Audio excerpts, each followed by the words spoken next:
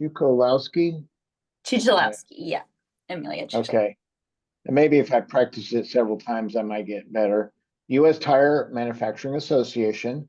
She was asked to step into this role. The prior candidate wasn't available. And so I'm welcoming Amelia, and she contributes to the USTMA, as in U.S. Tire Manufacturers Association End-of-Life Tire Markets Report, and advocates for U.S. state and federal policies that promote and grow economically and environmentally sustainable tire recycling and reuse markets.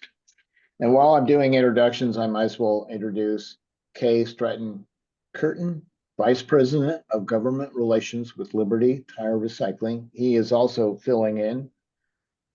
Stratton is the Vice President of Governmental Affairs at Liberty Tire Recycling, the largest tire recycling company in North America. And I believe there's at least one facility in Indiana. Previously, he was a partner of Penta Group, formerly Hamilton Place Strategies, where he advised clients on strategy and public policy with a focus on agriculture, energy, environmental issues, and trade.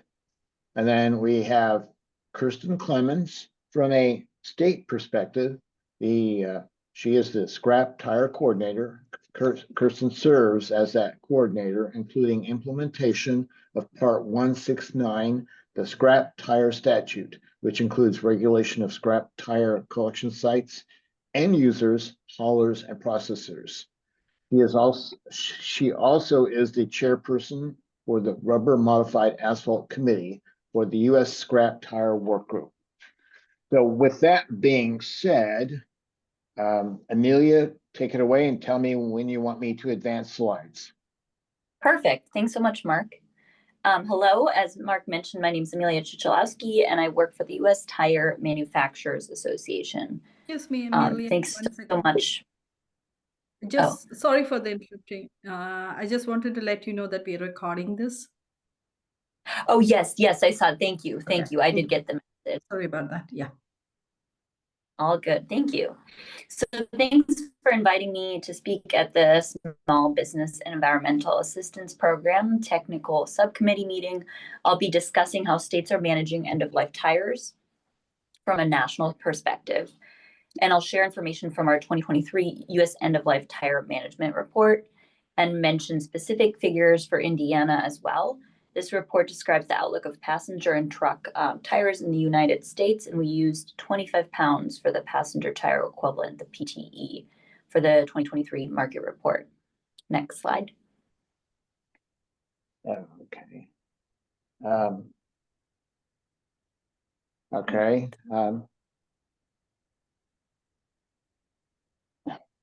Sorry. Perfect. Thank you. No worries. USTMA, just to give you a quick background, they are advance a sustainable tire manufacturing industry through thought leadership and a commitment to science-based public policy advocacy. We began this work in 1990 by developing end-of-life tire markets. Tires became and remain one of the most recycled consumer products. And here are all the tire manufacturers we represent. Next slide. USTMA members have the goal that all ELTs enter sustainable and circular end-use markets. USTMA's 2023 End-of-Life Tire Market Summary report measures our progress towards meeting our sustainability vision. Next slide. Over a longer time frame, generation typically increases by nearly 2 to 3% per year each year, and driven by total miles driven, which increased tire size and numbers of vehicles. However, the pandemic caused an increase in commercial tire shipments, which fell to lower than average in 2023, as inventories are worked down and miles driven has been depressed, exceeding pre-pandemic levels only in 2024. And Indiana generated 356,000 tons, a little bit more than 356,000 tons of ELTs, which is 7.4% of the total tires generated in the United States. Next slide. Most markets for end-of-life tire recycling is increased in 2023 compared to 2021. The TDF market increased in all three submarkets, as you can see, on the screen here increased as well. Specifically in Indiana, 95,385 tons of scrap tires were consumed for TDF. As a whole, the ground rubber market went down a little bit, and the civil engineering market went down a little bit as well. In Indiana, 1,828 tons of ELTs are used for civil engineering products.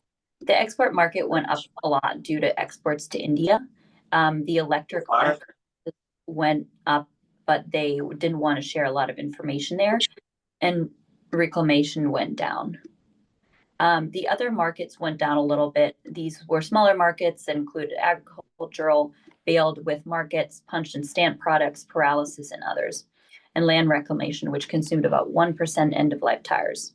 Indiana's land disposed tires consist of 33,175 tons in other market, such as that's 180,203 tons for the other category of markets. On the next slides, you can see what the markets have done over time. In total, markets consumed 79% of end-of-life tires in 2023, an 8 percentage point increase from about 71% in 2021, representing a 10.5% increase in utilization. Some smaller markets had losses that were offset by new exports, especially in India, and other small market gains. End-of-life tire market development remains a primary focus of USTMA. Market development by states and the federal government and others is needed. Next slide. So this is the big picture slide where you can see the markets consumed 79% of end-of-life tires in 2023 from 71% in 2021. The blue bar shows generation and the green bar shows markets. The blue bar shows a decrease in commercial tire shipments between 21 and 23, and we expect that generation will go right back up and not downward, so we need to ensure market growth steadily increases.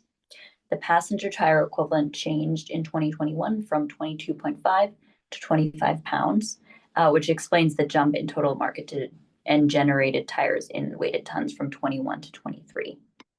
Next slide.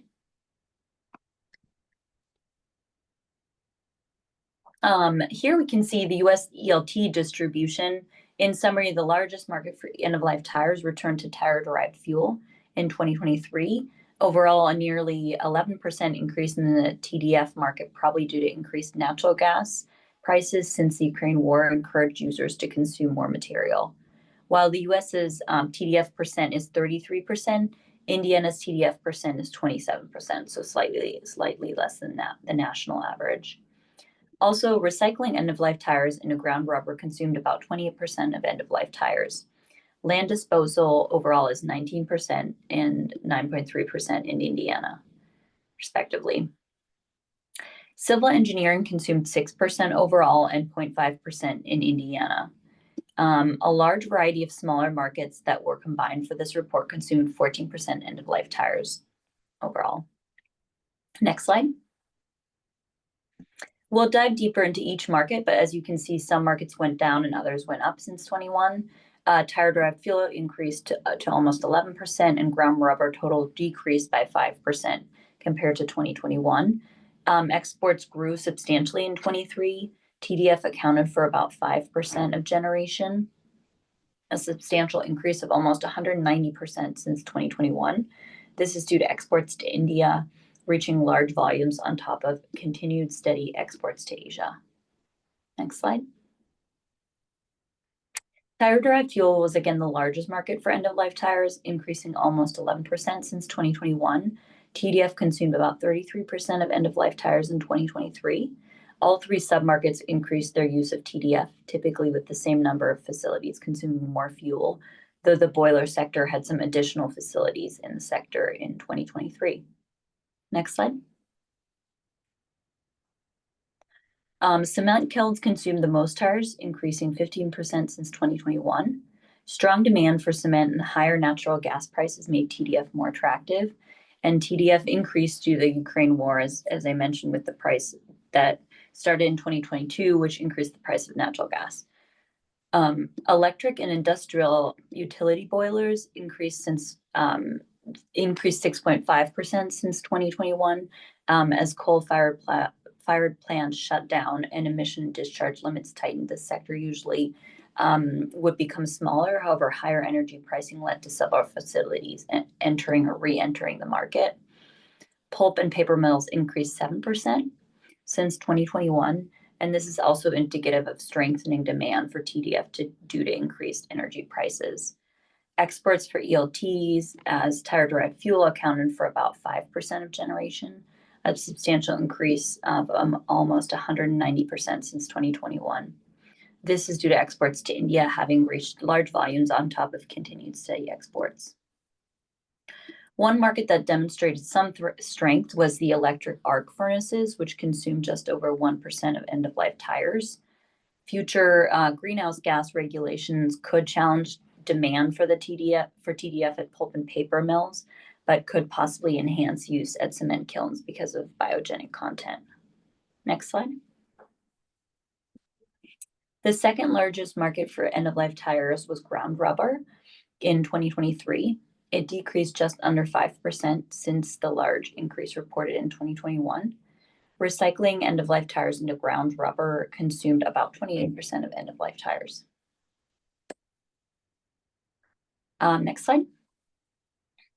The largest ground rubber market, loose landscaping and playground mulch, was very similar to 2021, consuming 385,000 tons of end-of-life tires in 2023. Like molded and extruded products dropped by about 25% to 362,000 tons in 2023. Rubber mats and flooring are common examples of these products, and we've seen investments in these markets.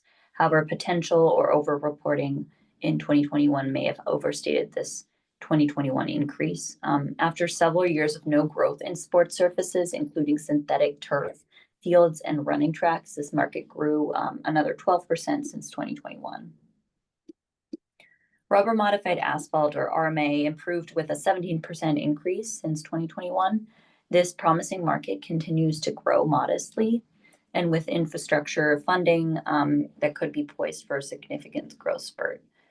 Fine ground rubber used in new tires, coating, sealants, and exports did not change. Next slide. Civil engineering applications consumed about 6% end-of-life tires in 2023, which maintained this market. A large variety of smaller markets were combined for this report that consumed 14% of end-of-life tires. Next slide.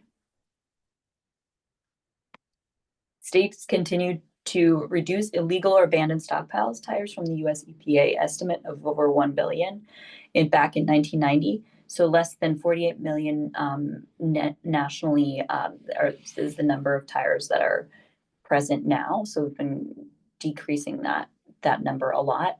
This is over 95% reduction is the result of decades of progress developing the end-of-life tire recycling industry and remediating stockpile sites.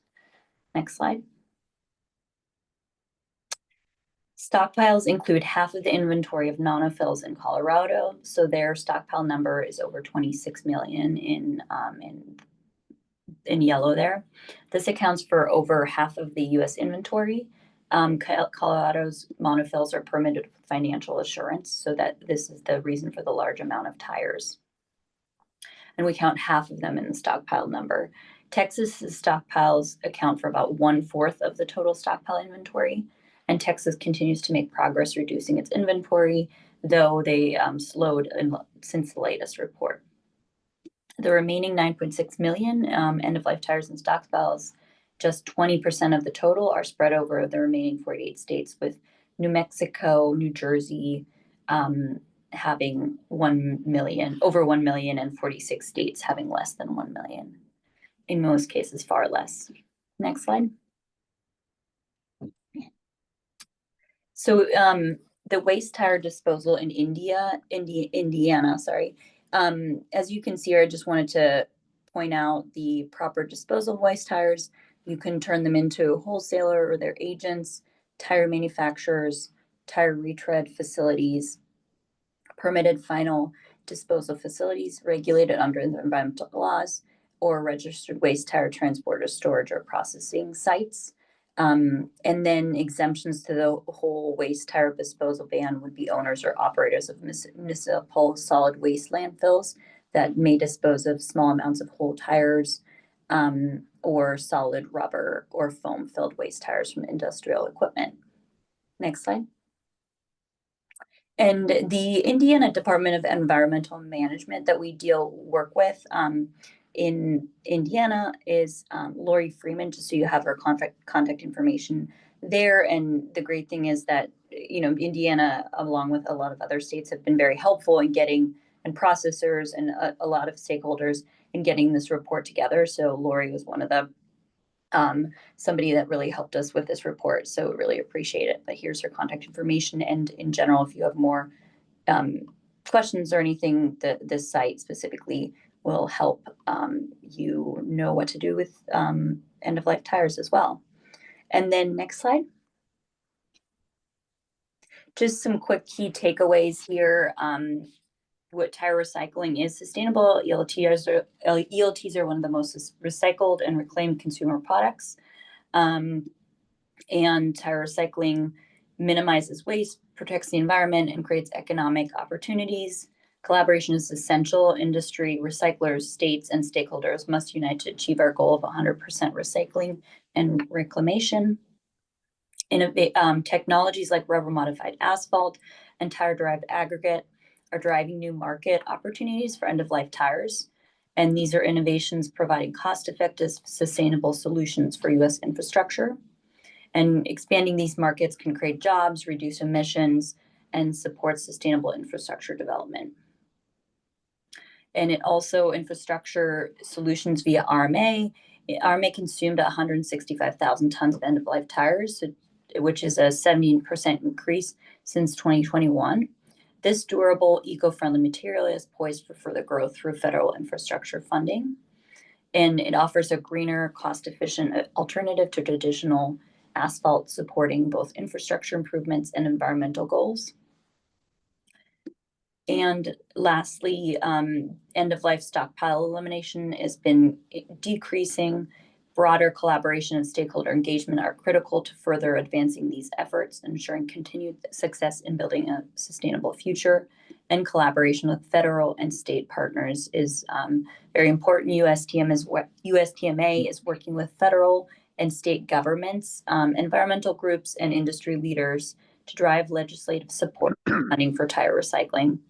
And the state investment and collaboration are critical to expanding sustainable tire recycling and driving market growth. And next slide.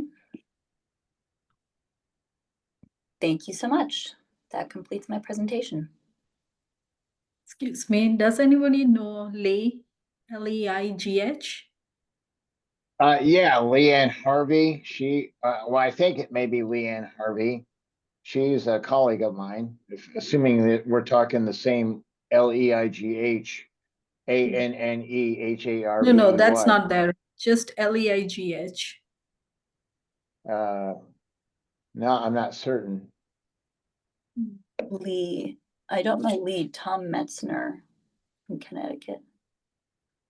Yeah, we no Tom, But I don't know Lee. but not sure about Leigh. Okay. Did we want to take questions at the end, or? Looks like there's something in the chat. Oh, yeah, okay. Tom Metzner, I don't know who that is. I don't know if that's... Connecticut. Yeah, we got okay. Connecticut DEP. Yeah. Oh, okay. Thank you, Tom. So they may have questions. Maybe they're a little shy right now. So, Yeah, till the end after all three presentations. That's helpful. So Stratton, I don't know if you want me to share anything or show anything, or you just want to start talking. Let's see if I can share my screen and then I will start talking. Let's see. Can you see that? I can. Mm-hmm. All right. And let's see. Did the slide change? Yes. Yeah. All right. Excellent. All right. I think I'm in business. So my name's Stratton Kirton. I'm with Liberty Tire Recycling. I'll give a little bit about myself, and then my goal is to talk about, where state tire programs and laws started, what the problems were they were trying to talk about or fix then, and where they are today and what we see as the sort of, 2025 challenges, and how those programs in some states have been updated, but in many states need to be updated. So I'm Stratton Kirton. I'm the head of government affairs for Liberty Tire Recycling. We are the premier tire recycling in North America. We collect in all 50 states. We have about 60 facilities across those states. I should say also the territories, and then 2 provinces in Western Canada as well. Before that, I think was briefly mentioned in my biography, I was a multi-client consultant for, everything from nonprofits to philanthropies to large corporations, mostly focused on sustainability issues. And I'm a former congressional policy staffer, and worked on some political campaigns as well. So I've divided my remarks up roughly into sort of 2 categories. As I mentioned, the first is when the laws were passed, what were their goal? We're going to call this 1 billion tires. And the second was looking at the industry today, what are the trends and what are the needs? And we'll call that higher and better use. All right. And I only have like 4 slides, so we'll sit on some of these for a little while. So how it got started. Most states really started looking at this issue in earnest in the early 1990s. Some were a little bit on the early adopting side, late 80s. Some waited until early 2000s. But really that 10-ish year period is when most states put rules and regulations in place around end-of-life tires, often called scrap tires, often called waste tires. So why did it happen? The country realized it had a problem. We had a total lack of rules, regulations around end-of-life tires. Many landfills and transfer stations did not want them, and P.S., they still don't want them today. They're bulky, so they take up a lot of airspace in a landfill. They're difficult to transport, and they're difficult to dispose of. They're both a problem if they're sitting at a transfer station because they can collect water and they're perfect vectors for, rats and breeding mosquitoes. And they're also a problem when they're whole in landfills because, you think of that donut shape and it captures the methane. So they rise over time and they can break seals on landfills, causing long-term problems. So when state regulators, driven and encouraged by the EPA, started looking around at that time, they realized we had almost a billion tires in stockpiles around the country. And I should say stockpiles, but sometimes what that really meant was states that just knew where the illegal tire dumps were. And in all honesty, that number was probably a little bit higher because, I grew up in a rural area, the panhandle of Florida. I distinctly remember playing in illegal tire dumps in the middle of the woods when I was a kid. Those were not on, anybody's list at the time. So as I said, a combination of these factors came together to start driving these laws to be passed at the state level, encouraged by the EPA around the things that we mentioned. And also, many of you probably remember there were a number of high-profile tire fires, in California, in Ohio, elsewhere, that really made people realize if these things weren't handled properly, they could become a real hazard. Now, the good news there is tires don't catch fire very easily, but the bad news is when they do, they're virtually impossible to put out, and you have to let them burn, and they release, oil and chemicals and all this stuff that just makes their cleanup a lot harder than if you just manage them properly in the begin with. So at the most basic level, the laws that were passed at this time focused on 2 things, as Amelia was mentioning: cleaning up the existing stockpiles and illegal dumps of tires, and then really regulating the disposal of tires. Recycle if you could, but there wasn't really a recycling industry when these laws were passed. So mostly the proper disposal, shredding and burying typically. I would say, as an aside, we'll get into this a little bit later. Many of you are probably from states, like Kirsten is going to speak after me, that collects a tire fee, and that tire fee might have been included in the 1990s when the laws were passed. But I would say there was sort of a regulatory mismatch. Those fees came into place before the recycling industry was there. So there was relatively limited areas where those fees could go in terms of if they have an in-market program, or anything to encourage recycling. And at the time when many of those fees were passed, they looked relatively generous versus how much it cost to run the program. So you saw in many states, those fees were diverted. from anything from mosquito abatement, snow removal, dealing with homeless encampments. Those are three real world examples of where fees started getting diverted in the 1990s and have never returned back to the tire program. But for the most part, these worked with those two goals in mind: cleaning up existing stockpiles and at least getting a process in place for the disposal of tires. So over time, as I'm not very subtly alluding to, these laws sort of got treated like, if you remember the old infomercials with Ron Popeil, who used to say, set it and forget it. The laws were there, and, we moved on as stockpiles got cleaned up, as tires were less likely to get illegally dumped, although, as we'll talk about, too many are still getting illegally dumped. The urgency sort of went out of the room. And so these laws were left, at a time before we really knew all of the challenges with tire recycling, before we knew how we could use tires, what are the different applications, particularly when we talk about material recycling versus tire-derived fuel, as Amelia mentioned. And so the laws in many cases aren't really built for what we're looking for today. Yeah. So jumping ahead, today's challenges and what we need to meet those challenges. As Amelia said, I just want to put in a quick plug because I'm going to be talking about challenges and what we can do to fix things and how industry and the public sector can work together. But I do want to reemphasize what Amelia mentioned, is that on the whole, particularly compared to other commodities, tire recycling in the US has been very successful. The latest rate is 79%. That's after, as Amelia mentioned, a few years of decline. And that means that it's better than almost any other commodity, I think, except for corrugated cardboard, lead acid batteries. And if you think about how much time, effort, energy, and ink is spilt, every single day thinking about plastics recycling, where that number is only like 9 to 13%. So starting baseline it's doing pretty good.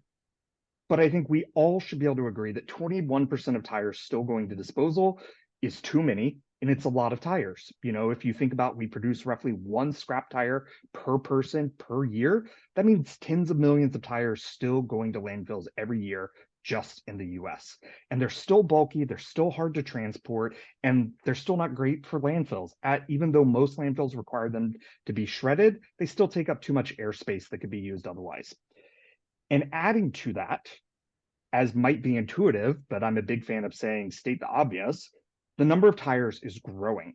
It's driven by increased car ownership in the US, larger vehicles with heavier tires. So, the weight of the tires is going up, trends like all-wheel drive vehicles and electric vehicles, which because of their weight, because of their torque, can go through tires faster. So two statistics that I just want to talk about real quick about why I believe states need to take a look at the end-of-life tire laws to address today's challenges. Since 1991, which I'm using as my baseline for the average state tire law, we've added 100 million passenger vehicles to the road in the US. And as I mentioned, those vehicles look very different from they did in 1991. In 1991, passenger cars represented about 2/3 of sales. Today, it is more than flipped, where SUVs and light trucks represent 75% of sales in the US, which means not only is the number of tires growing, but the weight of those tires is also growing. And then tire fees. I'm actually trying to work on a project to get this empirically, but I feel like I can say pretty confidently that most states have not significantly adjusted their tire fees since they were originally passed, at least 20 years ago, in some cases 35 years ago. And if you look at $1 being a pretty typical fee in many states, what $1 paid for in 1991 is worth less than half today in spending power. So, you have states where they're anticipating funding, even if those funds aren't being diverted, is less than half. And so if those programs were built with the ideas of, okay, let's start by just cleaning up tires, getting a disposal system in place, but we have this money in place to develop recycling, whether that's, tax incentives for recycling equipment, whether that's paying for equipment for recyclers, whether that's just in-market grants to encourage recycled material growth, that true dollar spending amount has gone down. So I also want to operate in the world of reality where, the simplest solution to this would be, right, to say, okay, let's raise the fees in all states and, have more money into the system to properly manage tires. You know better than I do. In some states, that might be a discussion. In many states, particularly right now, since the pandemic, since a period of high inflation, that is a non-starter. So most of what I'm going to try to talk about are what are things we can do outside of just raising the fee, because I want to operate, in a world of reality. So again, thinking about the goals from 1991, what are our goals today? In my opinion, and from conversations I've had with many people, public, private sector across many states, I would say it's really threefold. It's curbing illegal dumping, something people very much still care about, even if it's happening at smaller numbers. Figuring out higher and better uses for recycled rubber, and then keeping up with the flow of tires. So, curbing illegal dumping. In 1991, what we were really concerned about was getting enough people into the marketplace to have haulers to go from point A to point B so tires didn't build up and somebody said, I got to do something with them, and just dump them wherever they could. In 2025, what we really want to know is that the people taking those tires are actually going to take them to an authorized recycler or disposal location and not just sort through the tires that they can sell on the used market and then dump the ones they can't. That means we need to look at rules for licenses for tire haulers, improve transparency, so manifest systems, and then making sure that people who are in the tire hauling business have skin in the game in the form of some sort of bonding requirement. That way they actually have something to lose if they're caught breaking the rules, other than, I'm not going to name the state, but real world example, $35 license to get a tire hauling license, or fee to get a tire hauling license. The incentives there, you don't have very much you're risking. So going on to second goal, higher and better use. As Amelia went over, my numbers are going to be rough. Please don't hold me to these. But roughly 20% of tires going to landfills. And if you break it down, 40% to material recovery and 40% to tire derived fuel, energy recovery. I think there's general agreement that we would want no tires going to landfills, and we would love to see more growth in material recovery. So how do we get there? I'd say a few lessons from the states, and again, details matter, but speaking broadly, is processor incentives. Setting the state just determines we have a preference for what level a tire is processed. And if somebody can prove that they have a viable end market where that goes into a recycled use, you get a set amount of dollars that goes to encourage that. Grants, which I'm sure Kirsten will probably talk about Michigan's program, where you have a program that's either run for the public benefit or provides grants for expanding capacity, or develops end uses, and I will talk about this a little bit, and really de-risks new applications like rubber modified asphalt, where maybe you give a county an incentive to put in a rubber modified asphalt road, where the state can really learn from that experience to hopefully then elevate that up into a statewide program, not just at the county level. And then what I would say is really interagency communication, particularly around priorities. I mentioned rubber modified asphalt, but DOT's mission isn't to think about increasing recycled material content in their roads. So the agencies, whether it's commerce, whether it's the recycling coordinator, people who do care about that, talking to DOT to see if they can make this a priority or bump it up on the list. Recycled material preferences, does that preference exist? And if it does, is it actually being used? And then I would just say education, consumer education, particularly between the state, its goals around recycling and tire recycling, and the counties and cities, and how to take advantage of programs that might exist. Finally, and I promise I'm wrapping up here, keeping the flow of tires. I would say be wary of anyone who promises anything too fast. This is not a business where anyone has discovered a silver bullet. And I would say anybody who comes promising you they do have a silver bullet probably needs to be examined pretty closely to make sure they're not trying to get resources for a technology that might be not proven. I mentioned de-risking early adopters like rubber modified asphalt at the county and local level, and then remembering at the end of the day that it is a commodity business that hopefully serves a public good. So we need rules and regulations that protect the environment and increase recycling, but we need to find that sweet spot where they don't end up in being so onerous where it discourages recycling from happening. So I would say in closing, I'm very optimistic that after a period of declining levels of tire recycling, we're seeing the number tick back up. I want to make sure what we're doing is working so that that's not a temporary blip, but it's sustained. And that means with private sector customers, recyclers, and the public sector working together for continued success. And I really believe public education, both interagency communication, but then education more broadly, is really one of the huge keys of success.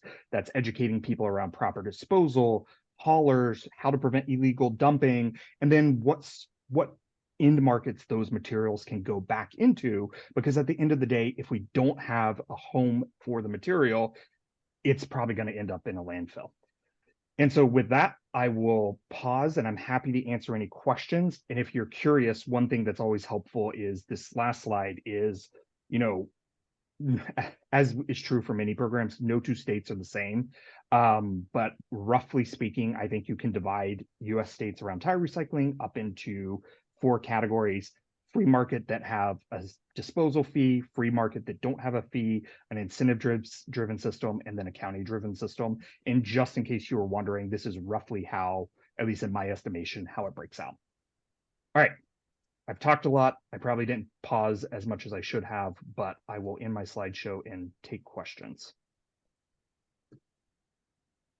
If I can figure out how to stop sharing.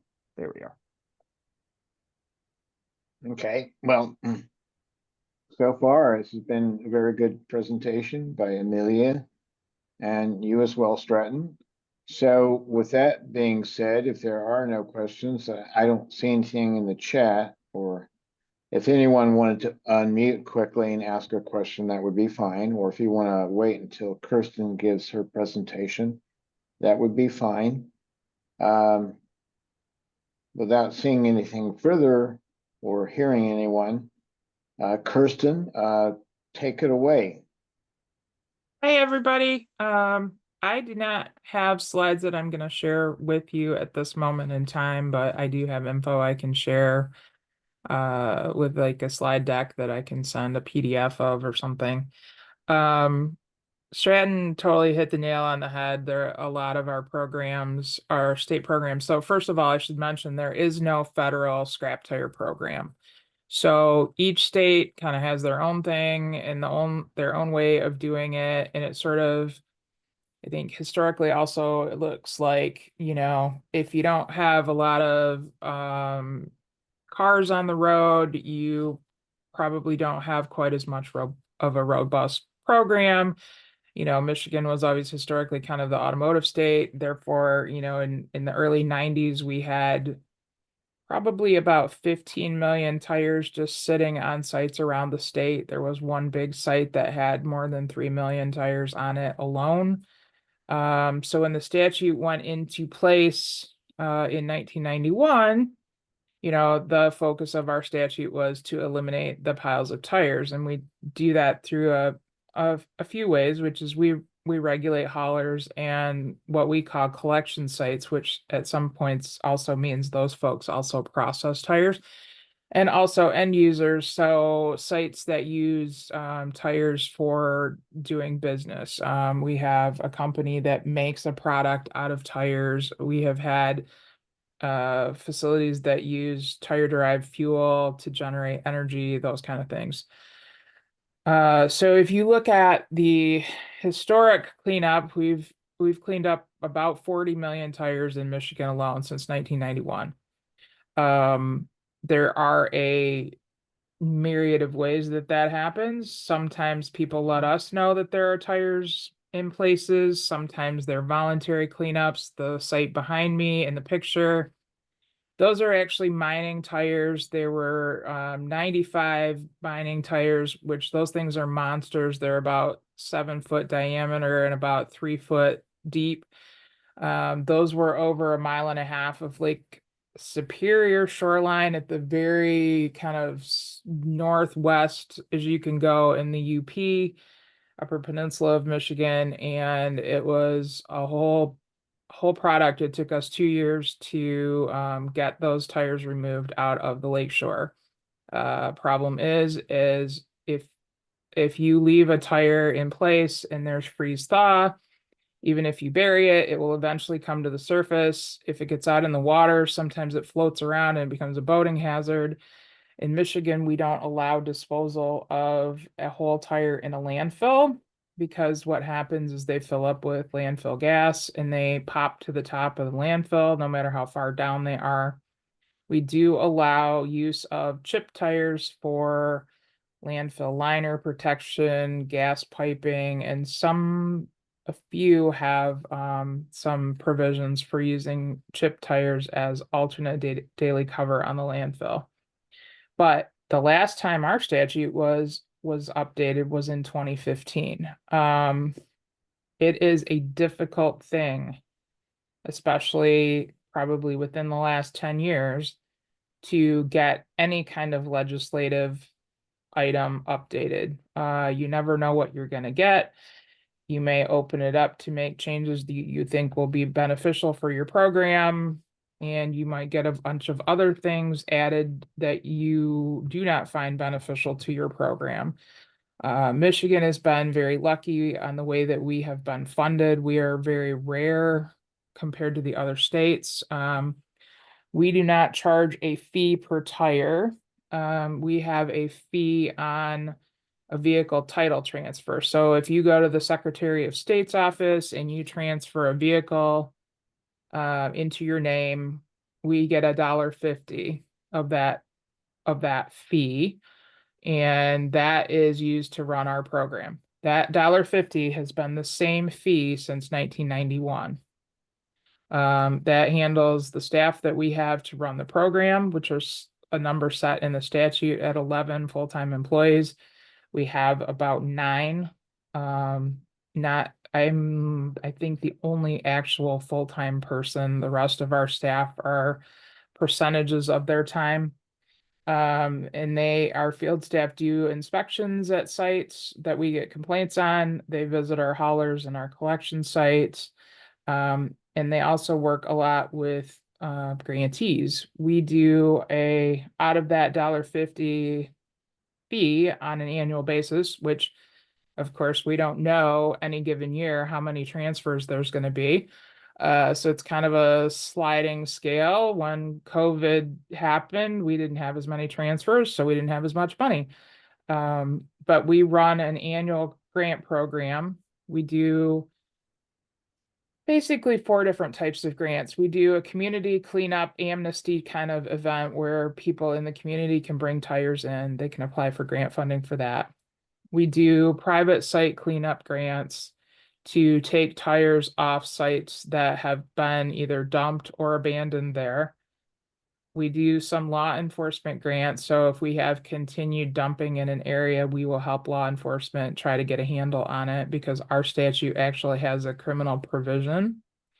And we do the near and dear to my heart are the market development grants, because to look to the future so we're not landfilling these tires, we need to have viable places for them to go. And I'm very, very involved with the rubber modified asphalt industry. And one thing I would say, in 1991, when Michigan put the statute into place, we had a lot of tires, but unfortunately in 1991, we didn't have a lot of technology.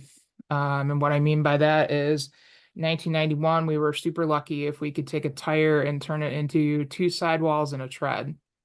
Well, 2 sidewalls and a tread don't lend themselves very well to being converted to anything else. Like they don't go, you can't just put that into a road. Now we have facilities that can process 99% or more of the metal out of the tires and create ingots that can then be sold to, make a new car. They can refine the rubber to the point of micronized rubber powder, which is effectively like powdered sugar that you can put in a injection molding or a road project or a lot of different things. So we are definitely looking at that. we unfortunately were part of some mandates in the probably late 80s, early 90s called Ice-T, where, you know, our legislative friends thought they'd help us out and say, we're going to mandate that road agencies use X amount of % of rubber in the roads. Sounds great, but at that moment in time, we didn't have the technology available in a lot of cases to make quality roads. So there are a lot of road agencies that unfortunately have kind of a bad taste in their mouth about things that happened in the past, and they have no interest of using this kind of material.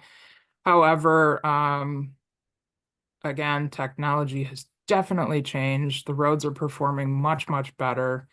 And that US tire manufacturers and the scrap tire work group work together, and we managed to get a $4 million grant from US EPA last year, working on life cycle assessment and rubber modified asphalt. So the transportation industries are certainly being hit up by the requirement to go low carbon. So we are doing the research to show that we are low carbon, and we have materials that can help everybody get better quality roads. So that, I know that was kind of a super fast, but yeah, we do a lot of different things at the states, and I think it depends from state to state where your focus is with that. I know some states don't do a lot of market development kind of things, or roads. You know, they're looking at, you know, regulating their haulers and their processors and such. So kind of depends on the state. We do have a US scrap tire work group, which is, we try to have a member in the tire program in every state on the work group. You can certainly reach out to me and I can put you in contact with the person in your state. And that's all I have for now. Thank you very much, Kirsten. Thank you very much. It was very enlightening for me. So any questions? Certainly feel free to unmute and ask, or if you're a little shy, create a chat. I would also throw out there, I'm happy to answer any questions on the topic broader than the discussion that I covered. And if it's not something I can answer, I will find the right person and get back to them. So waiting for someone to unmute and ask, or to post something in a chat. I am definitely, I have a smattering of knowledge about waste tires and how they're managed. So let me ask you this. If I were to ignorantly ask you, what is the cutting edge technology for waste tires? Is there something new and improved? I was a little intrigued by the micronized rubber powder. I didn't realize the technology existed to be able to take a tire and break it down into something on the order of sugar. So would that be considered like new and improved or cutting edge at this point? I would definitely say so. So, I mean, there are other applications for it, but, you know, as Kirsten was talking about advancements in rubber modified asphalt, you know, when she was talking about there was a federal mandate in the early 90s, you know, in that instance, it was crudely saying just like sort of chipping up tires and throwing it in to hit the number they were required to hit, versus when you have the rubberized powder. You know, we make an asphalt mix, but it actually serves more than just as an aggregate filler in it. It actually ends up being a binder between the aggregate and the other parts of the asphalt layer. So the goal being that the rubber isn't just there to be like another just filler in the material. You actually take advantage of some of the unique properties of rubber to extend the lifespan of the pavement, to prevent rutting and cracking and things like that. And yeah, so I would say yes, it definitely is an advancement in the technology. And so there's also, because of that, been the emergence of what's called the dry process for it. one of the barriers to greater adoption for rubber modified asphalt is when you have the wet process, you much like other asphalt mixes, but you just require some machinery in order to incorporate it. And with the dry process, that barrier is lower, especially if you have pre-swelled rubber. You can essentially have just a hopper that puts it into the asphalt mix, which means that contractors who obviously have fixed capital cost can get involved in the business without having to put up, a few $100,000 for new equipment.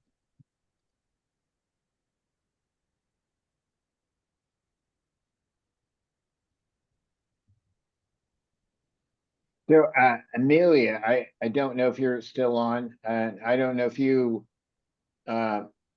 work with Indiana as far as their tire fees and how Indiana uses those tire fees.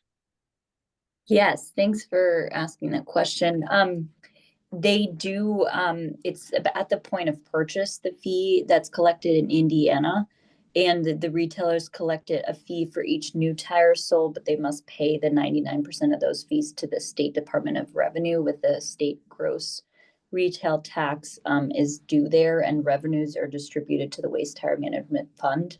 And the department may use not more than 35% of that money towards deposits in the fund each year for the removal and disposal of waste tires from sites operating the waste tire education program. And the department may use the remaining money disposed in the fund each year to provide grants. So that's a big one. Loans to entities involved in waste tire management activities, and they pay the expenses of administering the programs. I know grants, they do have a grant that's grants up to $10,000 were awarded to solid waste management districts for tire collection. So hopefully that's helpful. Oh, Donovan has raised his hand. Go ahead, unmute yourself. Okay, thank you, Mark.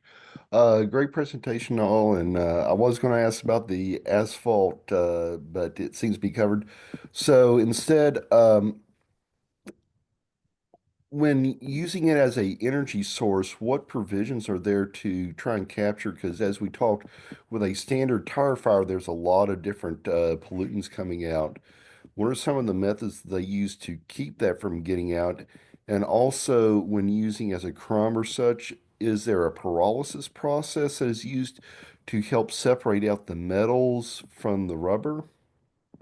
I can probably answer. I spent almost 20 years in air pollution at state of Michigan. So the tire derived fuel folks have very stringent air quality permitting with a lot of control equipment.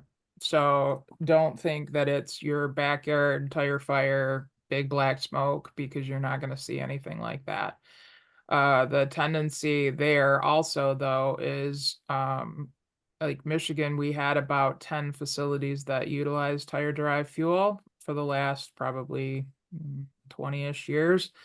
There has been a big change in that in the last year or so, because our legislature decided that they were not going to approve tire derived fuel under the renewable energy provisions. So the majority of our facilities that were utilizing tire derived fuel are no longer utilizing tire derived fuel, which is going to then bump our landfill statistics coming up, because at this point, until the life cycle analysis EPD situation is done with US EPA, and we really start to pick up on the rubber modified asphalt side of things, a lot of those tires, unfortunately, are going to be landfilled. As for the pyrolysis part, we have had in Michigan, we've had pyrolysis facilities proposed. We have not had anybody get one to scale. The facilities that are removing the metal, no, it's mechanical means rather than pyrolysis. Yeah, as I said, the metals removed through as Kirsten said, the mechanical means. For most of our facilities, it normally passes through a set of powerful magnets 3 times, and then has another set that it passes through, and if anything triggers, then it's diverted and has to go back through. If I can put one plug in, that was a great answer on the air quality. I will say this is one of the things where, when we talk about exports, I mean, candidly, we have concerns that, if exports are going to countries where the imports are either being done illegally, or if those countries don't have, equivalent air quality standards, that is something that we have concerns from, because in that case, it's like you don't have a lot of transparency on what's happening to the tire, and we don't want the recycling industry to be a contributor to environmental issues. Yes, and that the export industry has changed significantly as well in the last few years, where it used to be they would take pretty much any tire, and now countries like India are being very particular about they have to be roadworthy. And to be fair, you've seen this, or we see this similar concerns also in Europe. Even though most of Europe operates under, not most, but not all EPR systems, they're working on a rule to make sure, because they had essentially loopholes where, their landfill number looks like it's 0, but it turns out they're actually exporting a lot to other countries, particularly developing countries. So they're working on a rule to make sure, exports from Europe can only either go to other OECD countries, or they have to go through a certification process that their end market has equivalent environmental regulations. So this may be a dumb question on my part, but when you're talking about exporting tires, are we talking about exporting used tires which are still viable for use as a tire, or waste tires which are going to be diverted to some other role other than being used as a tire? Short answer is both. Yeah.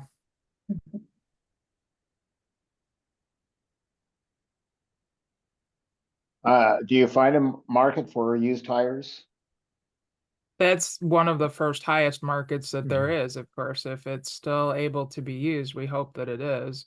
Specifically, like Michigan, we actually have a call out on an exemption for tire retreaders, but that's like the highest recycling of tires we have is the retread market. Unfortunately, that's no longer allowable for passenger tires, but the on-road semi-type tires, that is in large oversized business tires, that is the best reuse of those tires. Yeah, and then on used passenger tires, I think USTMA has a standard that they like to advocate for at the state level, to make sure that any tires that go into the used market are obviously still safe. Okay. I'd like to see that implemented in inner city like Detroit, because there's some sketchy stuff on the road.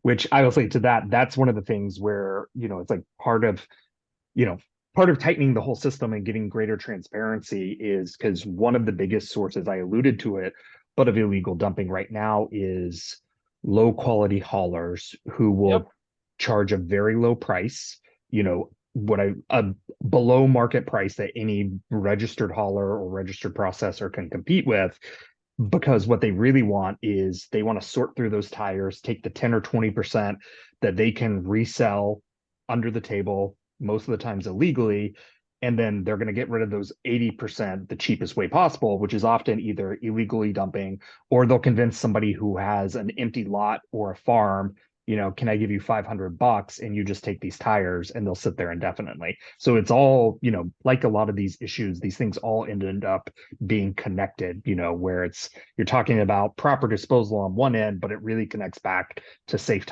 use tires on the other end. Well, and since we're talking to small business type folks, one of the things that we run into somewhat frequently is abandoned buildings literally filled with tires. We had one a couple years ago. We had 180,000 tires that were put in one building in less than 1 year. It is astounding to me that, quote unquote, nobody saw anything. it also happens with rental facilities, and I never can completely understand that people do not know what they are running their business space out to. I mean, I'm not saying you have to micromanage your rental, but have an idea so that you're not going to get stuck with, 500 tires or a bunch of drums of hazardous waste or, et cetera, et cetera.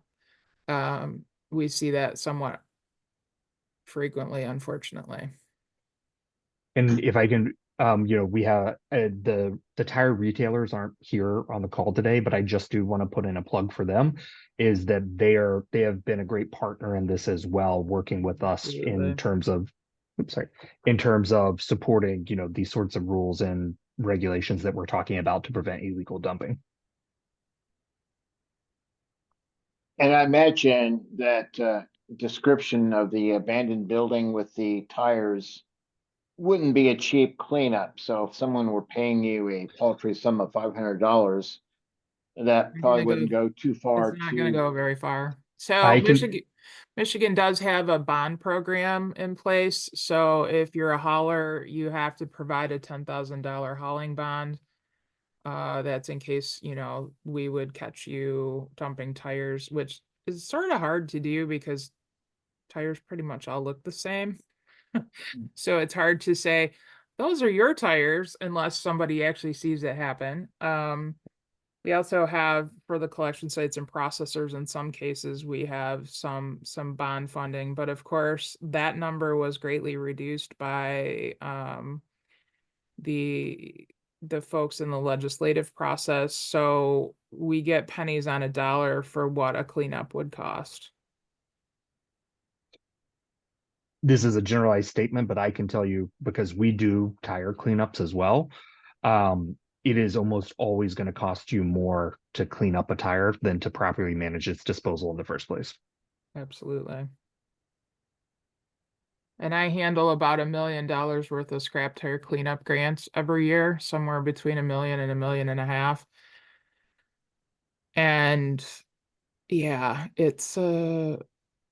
it would definitely be more cost effective if they would just handle them appropriately and leave them with the retailer when they get new tires. Any questions? Tom commented on the primary reason for illegal dumping in Connecticut is clear. Generators seeking to avoid tipping fees, not resale. Correct. That sounds about right for the rest of you.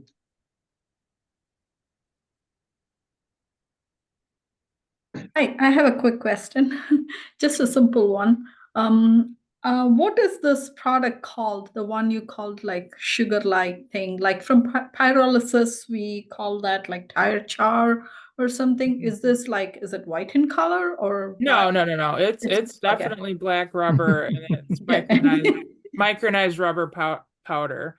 But it's the best description of it to most people is it's very similar to powdered sugar or granulated sugar. It's very fine. So it's like the tire char. Yes, just not charred. Okay.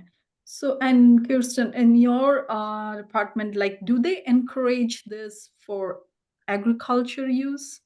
Like, for example, the No. tire char. Okay.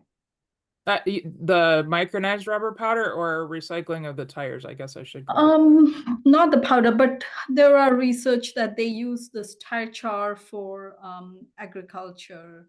we have not had anybody express any interest in that at this point.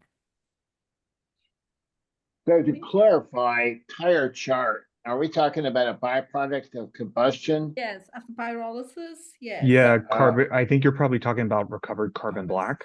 Yeah. Yes, kind of carbon black, yeah. Yeah. We do not have anybody in Michigan currently that is using or creating, as far as I know. Thank you. Yeah, if I recollect, our Minnesota friends were dealing with char, but maybe from a different starting material than tires. Yeah, I don't know anyone using or trying to recover the carbon from the waste tire just by combustion. I can't think of any pyrolysis units in Indiana. And I was a little surprised. I didn't know the cement kilns in Indiana were still using tire-derived fuel, because I know with Title V permitting, generally that adds the complexity of air permitting when you start adding that as an option as far as a fuel. It does, although it's in some ways it's not that dissimilar than the old coal fire. So a lot of them are sort of, the permitting is just a modification of what they originally had. I'm lucky enough that I've seen that one from both sides, I guess. So I was going to say, I don't want to speak on behalf of Amelia. I know there has been some use and some experimentation in recovered carbon black in manufacturing, because about a quarter of tires is actually filler material. So the thought process being that if you can get recovered carbon black that's the same quality and, you know, consistency and volume that you need, that you could use that as a recovered material in tires. But of course, the number one concern is always safety first. So that is a process that I know has been looked into, but I think it's still at the infancy of that conversation. Yes. Yeah. Yeah, it's still a market that's being developed, and I think also just requires like very specific machinery, and you know, they're not cheap. So that's also part of it, I think. But Kristen, you had a comment. No, I was just gonna mention with the cement kilns, a lot of times it's not only that they're utilizing the tires for a fuel source, which in their case is a really good fuel source, but they're also utilizing the bead wire in those tires as an offset on their kiln chemistry, and then they don't have to buy as much steel. Yeah. Yep. Yeah, I forget that cement kilns are trying to produce clinkers, and I assume the wire functions as some way of that intricate chemistry that goes into the formation of the clinker, which ends up turning into some type of cement powder, which is a very complicated matrix, I think.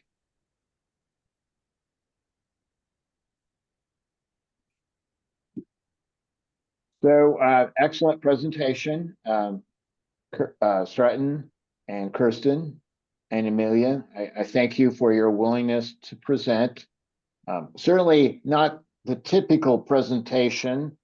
A lot of times, many of us are focused on Clean Air Act questions, but certainly from the state of Indiana and other states similar to us, we kind of try to be multimedia. And, you know, obviously there is a component with respect to tires.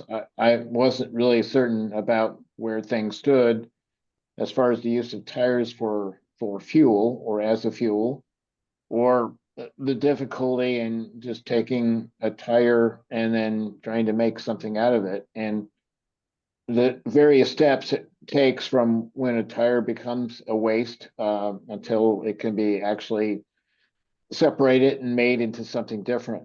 And so thank you all very, very, very much. And so